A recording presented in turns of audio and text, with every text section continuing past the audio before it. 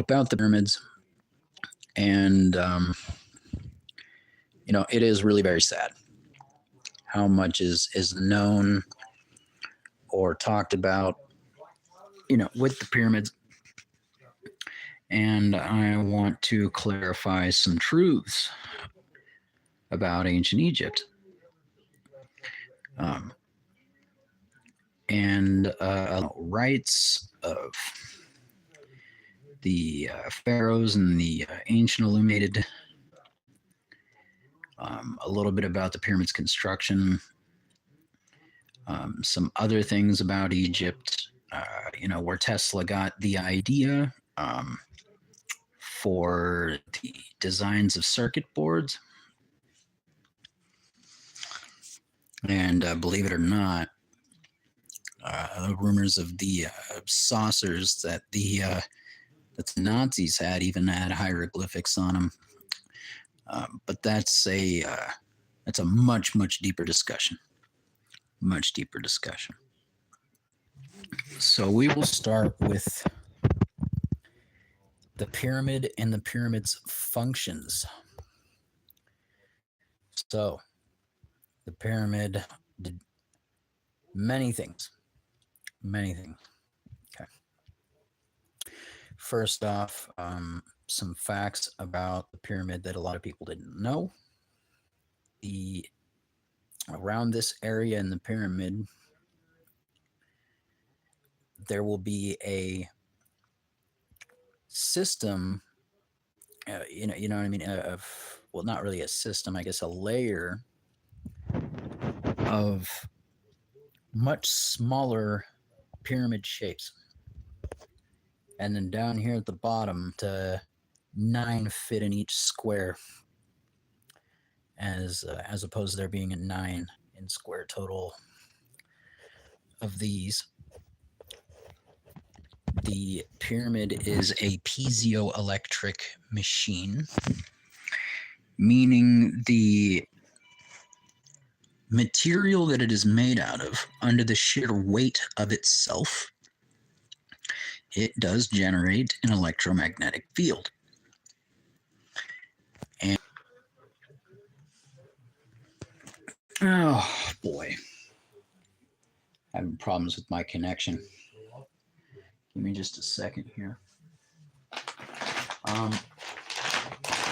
I even as a Rosicrucian, I get invited to, go to the Great Pyramid to have private ceremonies in the King's Chamber, for our religious rite, biannually.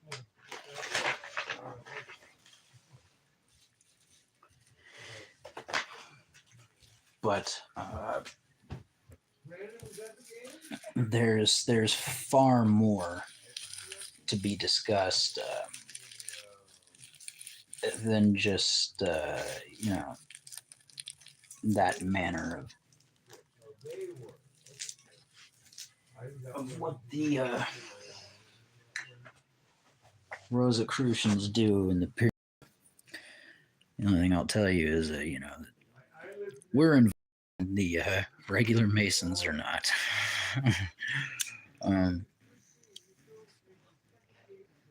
Very interesting, actually. The architect of the pyramid was Thoth. Okay, it's the whole reason why I made this video is to clear that up. Thoth, Tehuti, the architect of Teotihuacan. Tehuti,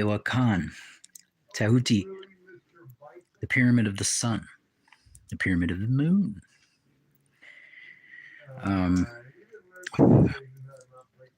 There's many other things, many other sites in the world he was responsible for constructing.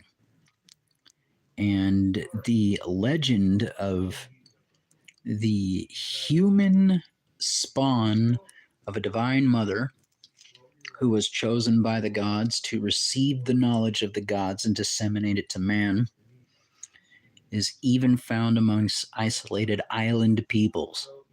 Okay, Thoth is probably the biggest influence upon the planet other than Tesla and the son of a bitch who fucking made loaves of bread into slices, okay? You have to realize the influence that this man had upon our civilization. And that he lived until 1992 in Alberta, Canada. And it was either him or one of his students that was responsible for writing the Summa Perfectionis, which, to my knowledge, is the last document or piece of wisdom that came from him before he finally left us, him and his wife. He gave us hieroglyphics, alchemy, medicine. Thoth was responsible for a great many things, and we owe him our praise and our thanks. So to begin, one of the incredible functions of the pyramid, which was also called the Rainmaker. We'll get into the other secret chambers and stuff in a minute, guys. Don't you worry. Actually, let me begin with this. This is actually far more interesting. There is a subterranean passage that runs under the pyramid. And if you take measurements of this passage inch by inch, it does mark and correlate every major event in history. Every significant event in history is marked in this descending passage. Down here, this was the beginning of World War I. There was a slight dip. This was the beginning of World War II. Then over here, this is 2030 to 2050. David Wilcock does illustrate the facts about this in a much more elaborate and elegant manner than I do. Prophecy. Oh God, what is it's a 2-part video? Signs and prophecy of the coming age or ancient age, something like that. You'll find it. It's very, very much worth watching. Very, very good video. But to start with some of the functions of the pyramid. You have to understand, this knowledge came from Atlantis.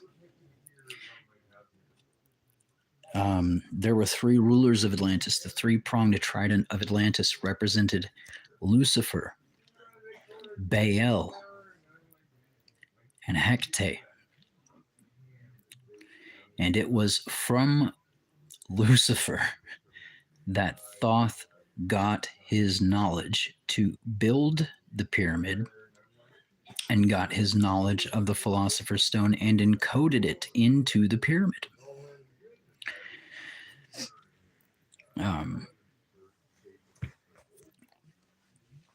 The Ark of the Covenant. You also have to remember that the lineage of the pharaohs was also rescued by Enki, or Lucifer. And the lineage of the pharaohs were given kingship over humanity by Enki. So when you hear references to the living God, this is who they are talking about. Now, the throne of Osiris was the real Ark of the Covenant. And one of its functions was to sit in the king's chamber. There are subterranean passages in the pyramid that actually have water from the Nile that comes from a spillway into the bottom of the pyramid.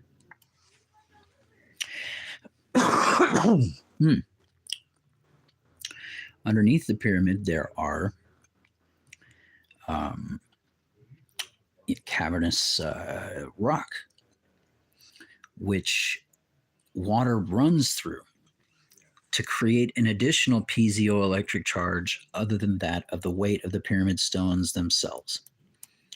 So there is more than one piezoelectric system here that creates a charge. Not only that, but the pyramid also cycles that energy back down into the water to amplify it. It's wonderful, wonderful. The pyramid itself does create a torsion field that is centered here in the King's Chamber, which is in the position of the heart. The smaller chamber here represents the second heart chakra. There are 3 stone slabs outside of the King's Chamber, and the only marking in the pyramid, the only symbol found in the pyramid, is outside of this interlocking system and gives you the system of measurement for the pyramid. It gives you that's the index. That's the system of math you use to figure this whole thing out. In these shafts, these relief shafts, you'll find that there are stones that behind them there are bits of sand. This is for relief of pressure, so the stones have some give. You'll find out why here in a moment. We already know about the discovery of this chamber and the floating golden sphere that they couldn't displace with a piston, and the skeletal remains of a cat with a Nephilim skull. I mean, which makes perfect sense when you knew, who these half animal, half man gods, where they came from Atlantis. That's another deep story in itself. Fucking, I might as well. Up here, there is another hidden chamber. There will be chambers over every major chakra point inside of the pyramid. I don't know why you guys haven't figured this out yet. The inside of this chamber will look like this, the black representing the flat surfaces or walkable surfaces. There are stairs that go in a descending back. I screwed up and forgot that they went inward. 3 sets of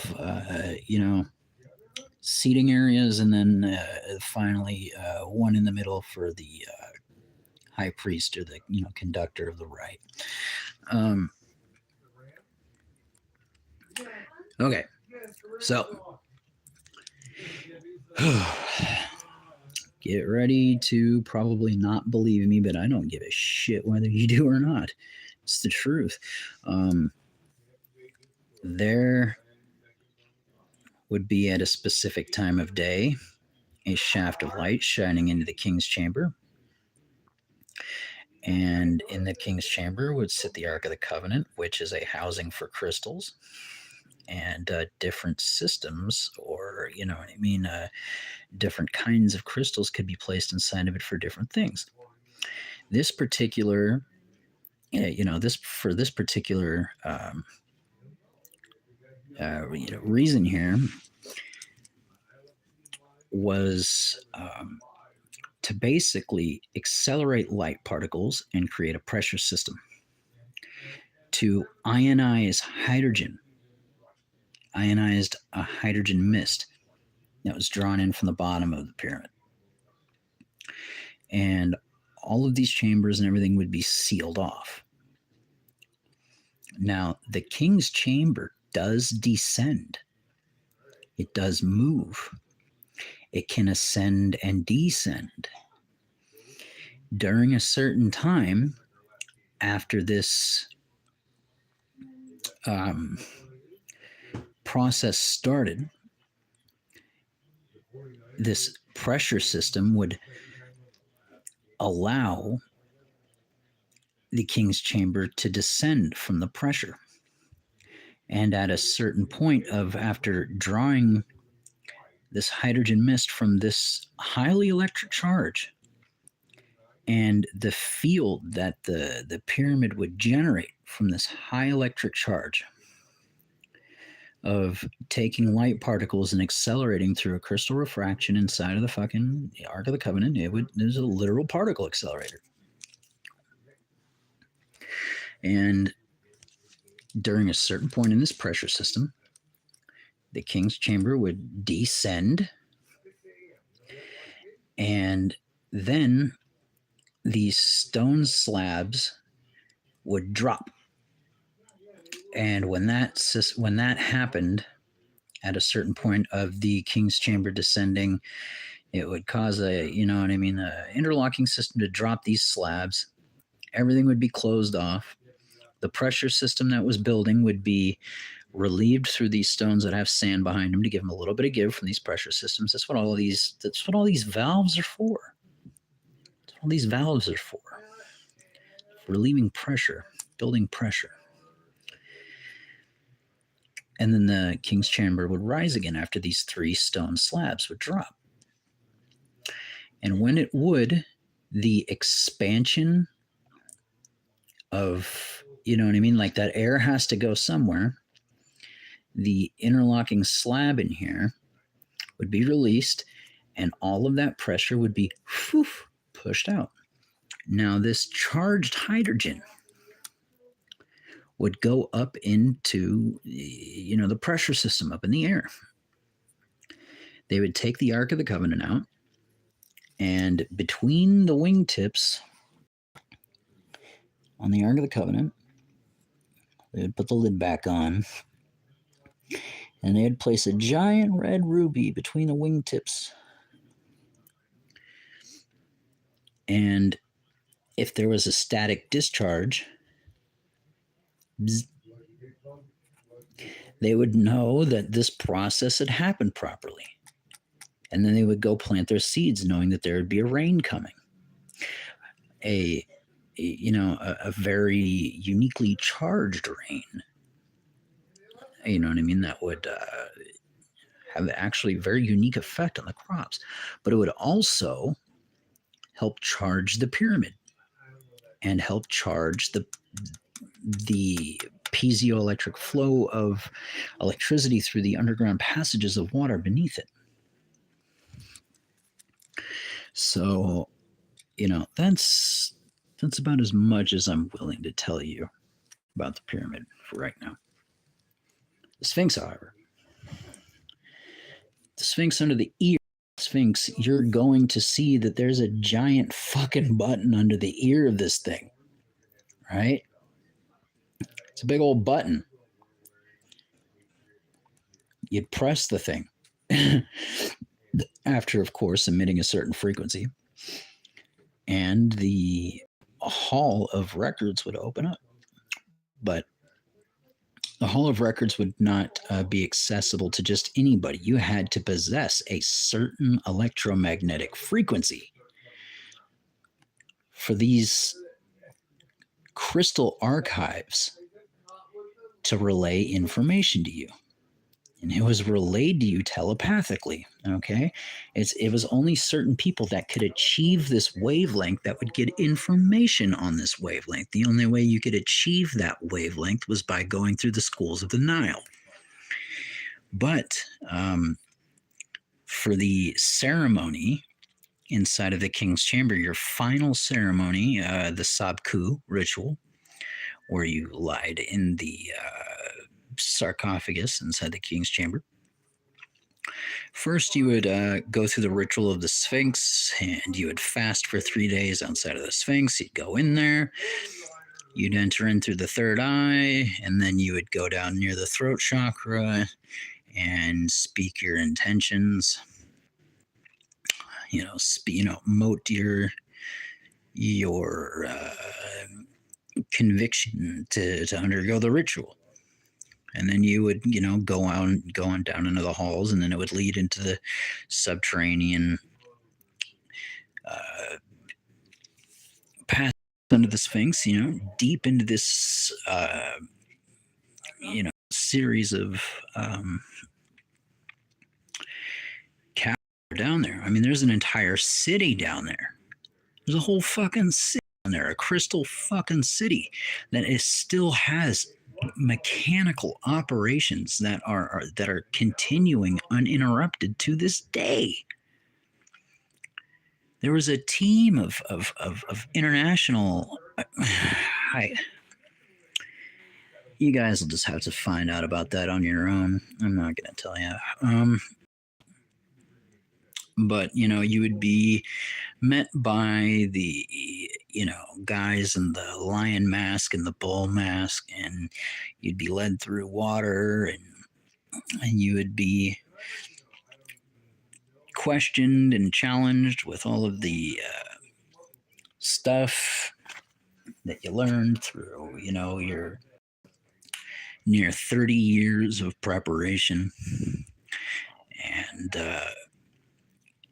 there was a series of symbolic rituals that you would go through. And if you failed one of them, they would lock you in a room down there for 6 fucking months. If you failed 3 times, I don't want to go so far as to tell you what would happen to you, but needless to say, this was a long and lengthy ceremony, and at the end of it, you're tempted by 2 incredibly beautiful women, and if you touched one of them, they'd slit your throat on the spot.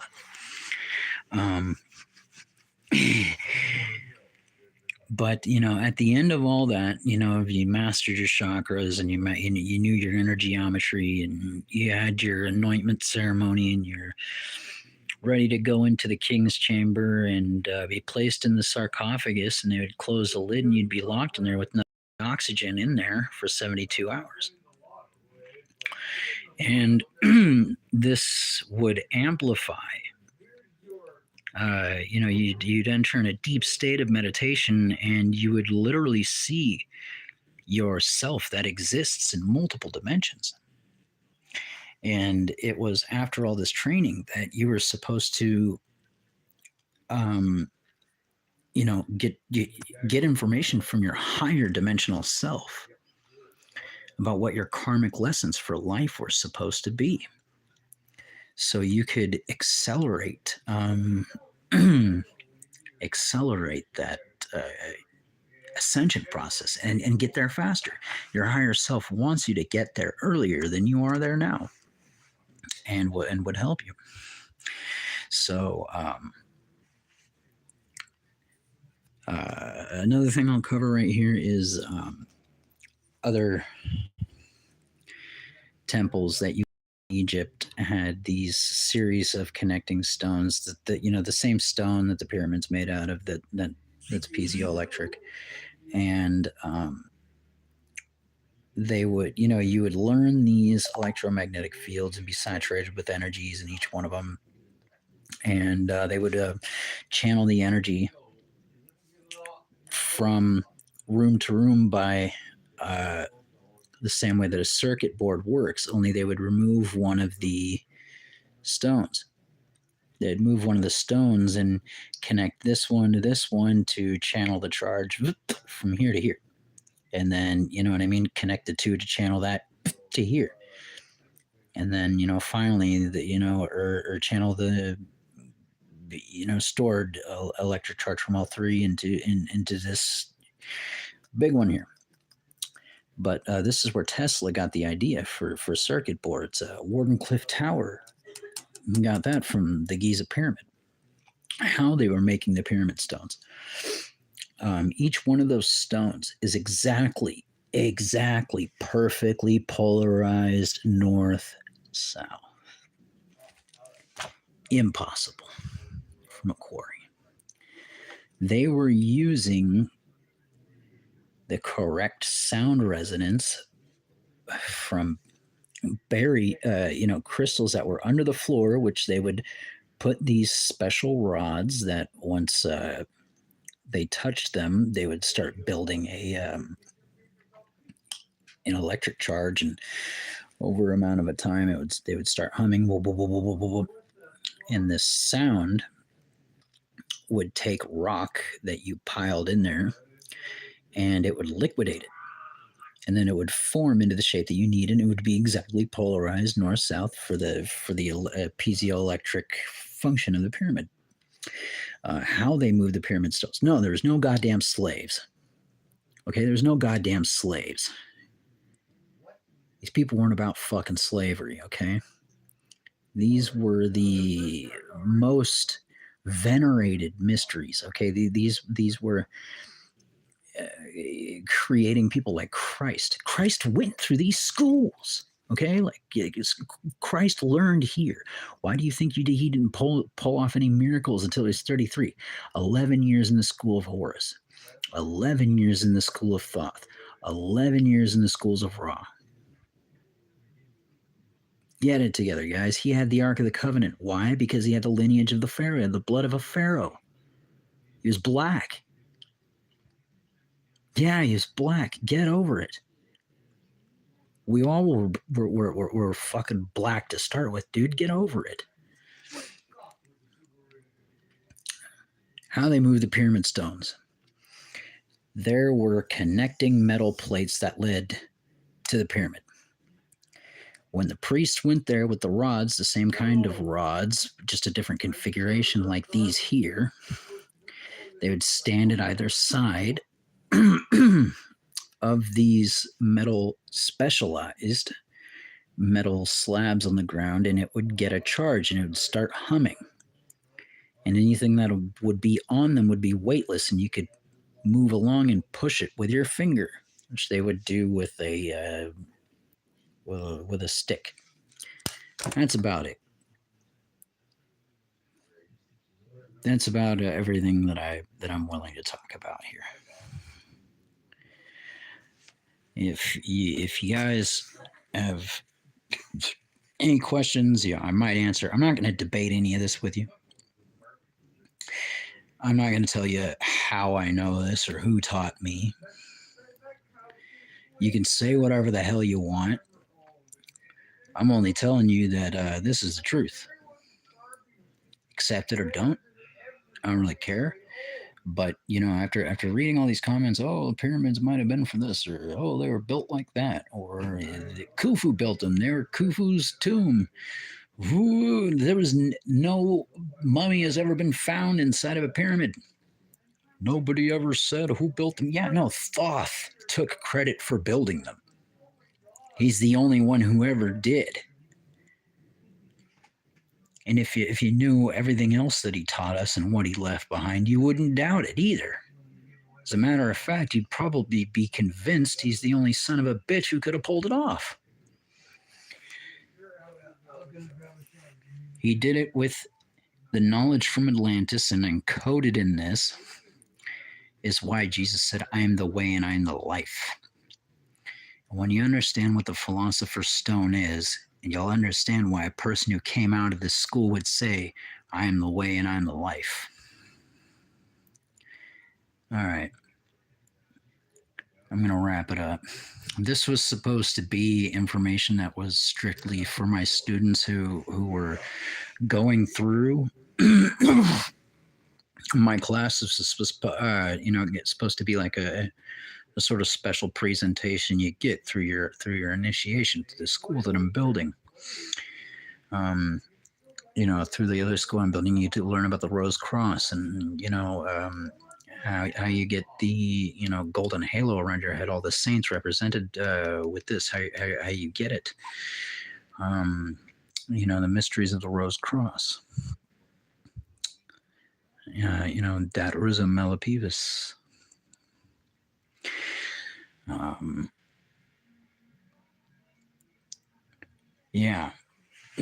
gonna wrap it up there. You guys, I hope that you enjoyed the video, and I hope I didn't cuss too much. It's some knowledge that not a lot of people have. I truly hope you enjoyed it.